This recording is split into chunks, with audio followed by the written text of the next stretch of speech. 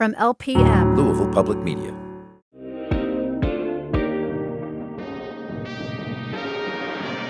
Hello, and thanks for tuning in to On Track. I'm your host, Aisha Jaffer. Louisville is widely recognized as a great food city, earning praise from Travel and Leisure as one of the best food cities in the U.S., and from Southern Living as one of the South's best food cities. Next week is Restaurant Week in Louisville. It's a perfect opportunity to celebrate Louisville's vibrant culinary scene while also giving back. This year, Restaurant Week will benefit Feed Louisville, a charitable organization dedicated to fighting food insecurity with $1 from every meal purchased going toward their mission. Today, we'll talk about food insecurity in Kentucky, the importance of reducing food waste, and ways we can support those in need. Joining us is Rhona Bowles Kamar, former chef and co-owner of Ramsay's Cafe of the World. She's a member of the World Central Kitchen Volunteer Corps of Chefs and the founder and executive director of Feed Louisville. Rhona, thanks for being here on Track. Thank you for having me. So can you share with us a little bit of what Feed Louisville does? Yes, we do two things, really. We rescue food, so we take in all this surplus food from our network of restaurants and caterers and grocers and farmers, and we use it to make meals. We have a team of former restaurant chefs in our kitchen who make these beautiful meals every day with that rescued food. And then there's a whole other category of the food that comes in that the chefs can't use, and we send that out. So we redistribute the food out to the community. That's really an amazing and opportunist way to add to this community and benefit this community. What sort of inspired this creation of this organization? Was there any moment that was like, hey, we have this need, we need to do something? This organization started completely by accident. It started with a conversation that might not have ever taken place. I was renting a kitchen for my catering company. When I left Ramsay's Cafe, I started my own little catering company, and I was renting a commercial kitchen in the Highlands. And at the beginning of the pandemic in March 2020, a former catering client of mine walked through one day, and he works with the unhoused community, and he was talking to me about what's happening with this whole pandemic thing. We were in the first 2 weeks of it. And he said, all the soup kitchens are shutting down, so people on the streets are going to be lucky to get a sandwich for the foreseeable future. And I offered to help. I said, what can we do to help? I want to do something. And so he said, it would be great to have hot meals. So I called up some girlfriends in the industry, and I said, let's cook for this guy for a couple of weeks. Let's help out. We literally thought it would be 2 weeks. And then we just went from there, and the entire community responded. Within a couple of months, we had 16 restaurant partners cooking with us. So we were cooking in our little church kitchen. We were trying to get 60 meals a day out of there. We felt really fortunate that we could get that many. And meanwhile, Ramsay's Cafe and Rock and Noche and Zebas and just a ton of restaurants jumped in. Restaurants were really struggling at that time. So they had free time. And so initially we were raising money to pay them to make meals for us. So it was an incredible response from this culinary and hospitality community here in Louisville. And since that time, have you kept some of the chefs or who now have staying power, I guess, at your organization? Yes, we are still partners with everyone we started with. But what happened over time is we sort of switched our model from restaurants creating meals from scratch for us into what we call the food rescue model. That came about very kind of organically. I was at Ramsay's.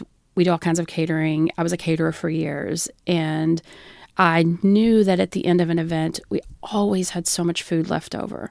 Caterers always overproduce, and just food producers in general, bakers, it's just a part of the industry.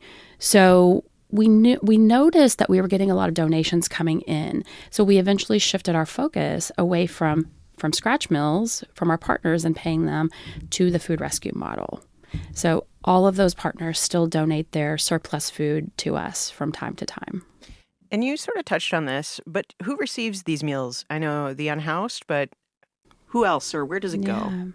Well, we started out with my co-founder Donnie Green's street outreach team.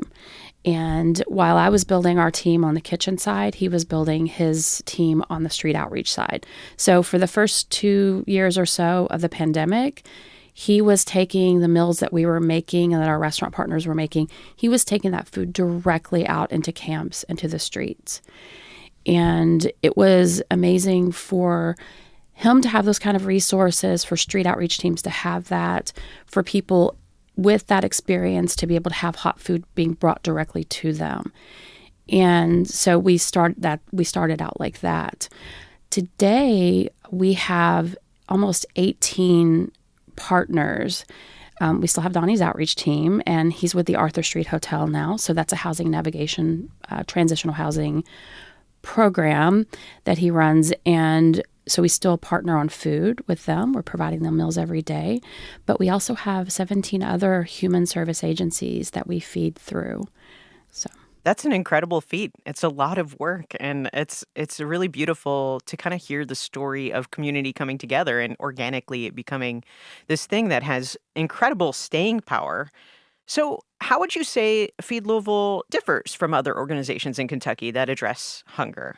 yes, a couple of ways. One of the things that sets us apart is that we have professional chefs in the middle of our model. That's really critical.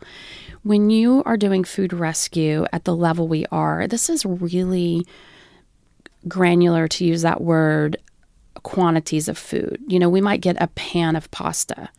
We might get 2 pans of chicken breast. It's random. Or we get in all of these other resources that you need. First of all, you need to be an expert in safe food handling, and our chefs are. My team have worked in some of the best restaurants in Louisville. And so they're safe food experts, and they're very creative. So to take in this crazy array of ingredients every day and make something beautiful of it is a special skill, I would say. That's an incredible skill. I think it's one a lot of us try to achieve, but don't quite get there. So it's wonderful Yes. that you have this team who can be really resourceful with what they get and make these beautiful, safe and healthy meals for everyone. It's a pretty amazing model. So it sounds like, you've mentioned this, your organization works with so many different community partnerships. So how did this partnership between Feed Louisville and Restaurant Week come about? Well, I believe that they just, they chose us to be the beneficiary this year, which we were very honored for that, very thankful to be a part of it. I do consider Feed Louisville to be an extension of the hospitality industry in here. As I've said, not only is our team in the kitchen made up of former restaurant chefs, but our partners are the restaurant industry. We have 100 restaurants and caterers and bakers and food producers who do this work with us every day. So I suppose if you ask the Louisville Tourism and Leo Weekly why they chose us, I think that's probably why. We're very connected to the industry. It's a very organic choice, I think, too. So how important are these types of partnerships, to ensure your mission too? Like partnerships like this that sort of spotlight the organization and move the mission forward. The Louisville Restaurant Week. Mm-hmm. Yes, it's very critical. Of course, as a nonprofit, we are supported by the community, and we live by these kind of partnerships and this kind of support. So for us, we're very thankful for it, because it is bringing, attention to the work we're doing, and of course, financial support, which is wonderful.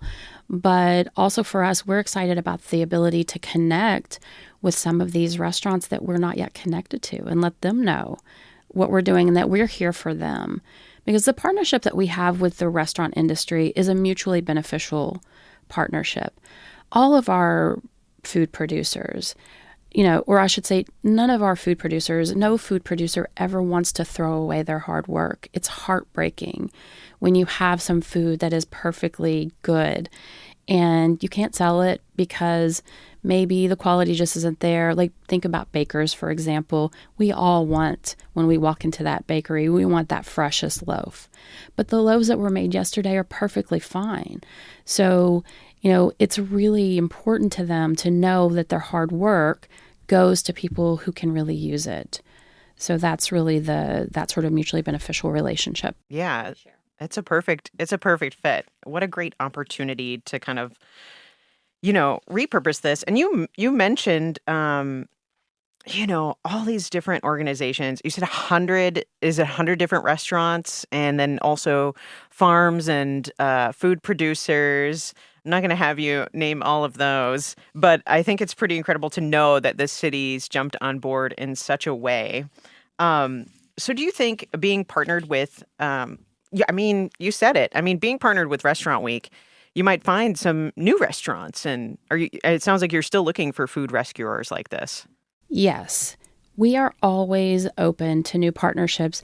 We know that even with the 100 or so producers that we have in our network right now, that we have barely scratched the surface of what is here in Louisville.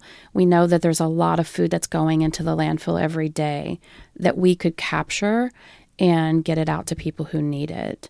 So I think those connections are really important. I also think it's really important, and I really respect what the mission of Louisville Restaurant Week in bringing attention to our restaurants here in Louisville. As you said, we have an incredible culinary scene here, but it is not an easy business. It is not for the faint of heart, and margins are small, and restaurants, play such a vital role in our community on so many levels. And so being able to support them in this way is really important. So I know you've had this incredibly prolific life in the food industry as a former chef and owner of Ramsey's Cafe of the World. You previously owned a certified organic farm, advocating for local farmers. You wrote about food, and that list goes on and on. You really have this incredible career in this industry. How do you feel all of this work funnels into your views on hunger and the work you're doing now? Well, I truly believe that hunger is always an emergency. And of course, there's varying levels of that. When you are a chef and you run a restaurant, you're always thinking about your customer who's there to be taken care of. That's what hospitality is. It's about taking care of other people. So you have that sense of urgency just inherently if you're in this business. When you translate that over to hunger relief, it intensifies greatly. So we believe that people experiencing homelessness are in a crisis. It's a humanitarian crisis happening under our noses every day. So hunger and homelessness always go together. So we are thankful to be able to use the skills that we have and the passion we have to be able to feed people who would probably never be a customer if we had a restaurant. Thanks for listening. We'll be back in just a minute. I'm Aisha Jaffer, and you're listening to On Track.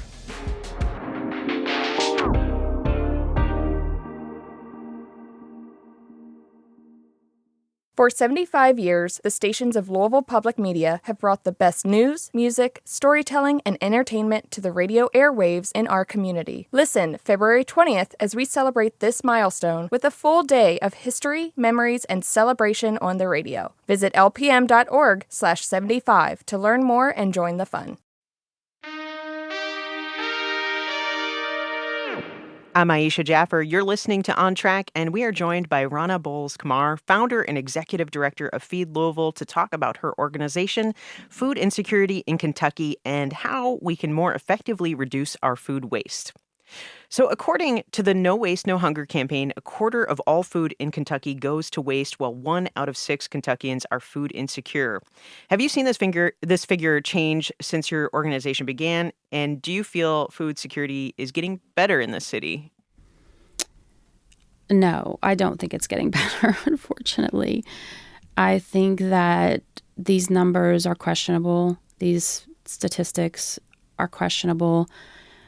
But we know that every day we're getting calls from people.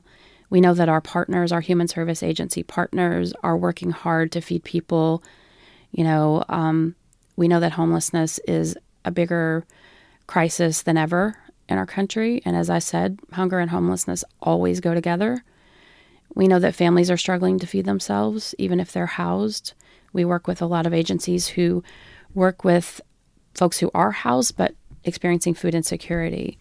So I think that this problem is getting worse, yes. So you're seeing it on the ground as such. And so I'm wondering, when you're seeing this happen, what do you feel are the biggest barriers and biggest obstacles that are making this issue, increase on the ground here in our own town? I think that these problems are deeply rooted systemic issues.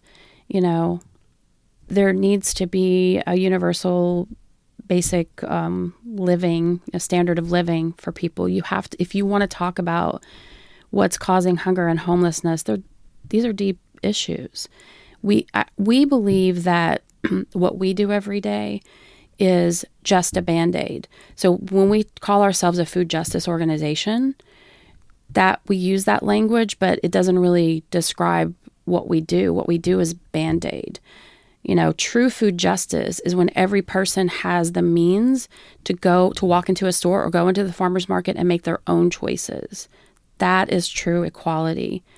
So, there's all kinds of systemic reasons.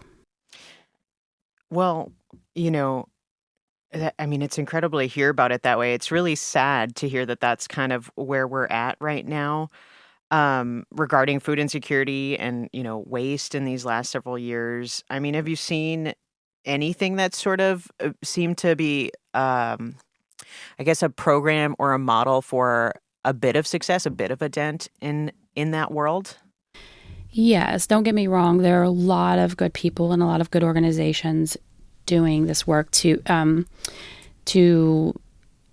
increase food security in our community, for sure. We're partnered with a lot of agencies that are doing great work. In fact, all of our partners, our community partners that are frontline feeding, they are helping to reduce food insecurity in partnership with us and in partnership with our restaurant partners.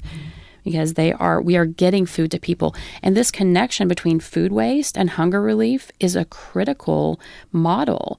It works. We know that there's, up to 40% of food goes into the landfill across the country. This is really good food. So we built an infrastructure for taking that in and then getting it back out. So we know that we can do that. And so there are good things happening. So on top of that, are there any recent policies or legislative changes that you believe could positively or maybe negatively impact your mission?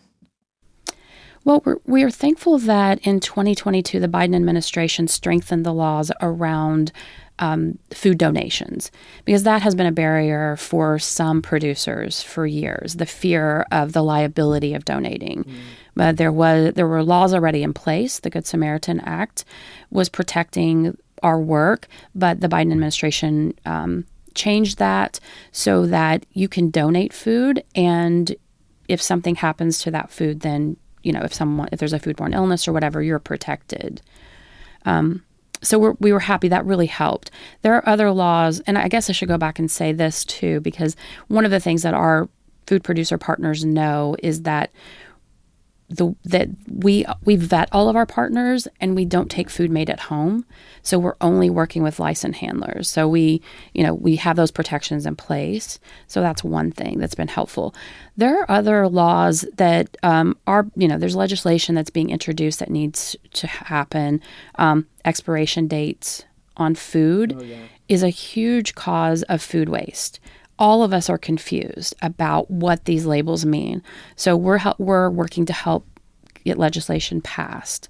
And then we need more incentives as well for food producers to donate. So it's like a mix of education and incentive. And I've heard that before about expiration dates. Lots of arguments between me and my husband. It's good. But true education about that really would change food waste in a big way. I'm definitely glad you mentioned that. So from a business perspective, what improvements could be made if you're looking at the Kentucky restaurant industry and reducing waste? What could be implemented, or what would you like to see to help reduce food waste more here in Kentucky? I think that those things we talked about, I definitely think expiration dates and more education around it is critical for everyone. From a producer standpoint, I've been a producer and I understand what it is to make maybe more food than you need. It's hard to know how much food to make. some restaurants and some producers have that down because they have their system that says, I only have this many guests today, so we only need this much food. But if you don't have that, it's hard. So I would not sit and try to advise producers on how to reduce their, when we're talking about the restaurant industry. Now, when you look at the industrial food production, big producers, I think there's a lot that can be done to reduce the amount of food that's being produced on the production side. What do you think some of those things are? I think there's this terrible fear of running out of food or not having every single thing that a customer wants when they walk into a grocery store or a retail space. So I think, for that shift to happen, for us to be able to tolerate there being shortages of the thing that we love, it has to happen on both sides. And that's not easy. And I don't have a lot of hope that that will change. That's a mentality thing for sure. Like, are you okay with not seeing eggs or not seeing that coffee that you need and being okay with that? It makes a total sense. It's a mentality shift that I don't think that we're set up to make at this time. So things need to happen more on a legislative and policy standpoint. I think California is doing a good job. They've passed laws that require restaurants and producers to donate their food. I think that is very helpful, and I think that will eventually spread across the country. And of course, other countries, have those similar laws or regulations. So I think that will really help. The EPA and the USDA have a goal of reducing food waste by, I think is it 50% by 2030, which is a really, really ambitious number. I'm glad, I think we should work toward that. So getting some of these things in place to help producers, incentivize producers, will make a difference. And so what can we do as individuals to help reduce food waste? Can we make a dent if we individually do that? Yes, I don't have data for you, but I do think that, of course, as individuals, we can do things at home to make a difference. And I've done a lot of that in my own life. I know I used to go and buy food for the whole week, and then I get busy and I don't cook it as I intended to, so then it goes to waste. And I think a lot of us are experiencing that. So there's definitely ways, shopping, have shorter shopping, like shop twice a week or 3 times a week, that kind of thing. There are definitely things that we can do on the individual side. Yeah, and I like the mentality idea. That's truly something I didn't think about that I think is pretty enlightening. We're so used to having everything so available, so I really like that. Now, one of the things I wanted to know in your work with Feed Louisville, or previously really as a restaurant owner, as a farm owner, what are you proudest of achieving so far? Well, I think Feed Louisville is definitely the thing I'm most proud of in my life, in my professional life. It is, as I said, was an accidental pursuit. I did not set out to do this. I think if we had sat down and said, hey, let's create an organization that does food rescue and makes hot meals and has chefs working, and I think we would have been scared. I think we would have found 100 reasons not to do it. I think the fact that it evolved step by step and we just kept, we started out, let's do this for a couple weeks, and then another door opens and then we see another gap and we fill that. I think that made it, I think that made it evolve in a beautiful way that has created a really grounded and stable sort of infrastructure that's scalable and replicable. So that I think I'm the most proud of. We work with farmers. Farmers, of course, have my heart. I come from a family of farmers, and I think they're heroes. And so we try to support them as much as we can. And but I don't think that I personally have done enough to support them or make their lives easier. Well, it sounds like we've talked about like all these different pieces to kind of move from a Band-Aid to a larger patch or gauze. I don't have the best analogy. For Kentuckians, do you feel, and I know we've talked about, all these different pieces we can improve hunger here in our own backyard. Do you think we could ever end it here? Yes, I believe that we could end hunger. I think it will take a very huge shift in the way that we live our lives, But I do, of course, hold out hope that we can end hunger. Yeah. I'm with you. Well, Rhona Bowles Kamar is a former chef and co-owner of Ramsey's Cafe on the World. She is a member of the World Central Kitchen Volunteer Corps of Chefs and the founder and executive director of Feed Louisville. On Track is a production of Louisville Public Media. The On Track production team includes Michelle Tyreen Johnson, Jacob Munoz, Alex Biscardi, and Laura Ellis. If you're just tuning in and you want to hear the full show, you can find it now at LouisvilleOnTrack.org, on the LPM app, or in your favorite podcast app. And let's continue the conversation. Is there something you want to hear about, something that matters to your Kentuckiana experience? Let us know by sending a text or giving us a call at 502-814-TALK, or send an email to ontrack@lpm.org. I'm Aisha Jaffer, and remember, with fresh ideas comes zero waste. Repurpose food with style and taste. Until next time, you're on track with Louisville Public Media. Rhona, thank you so much for being here. Thank you. It was a pleasure.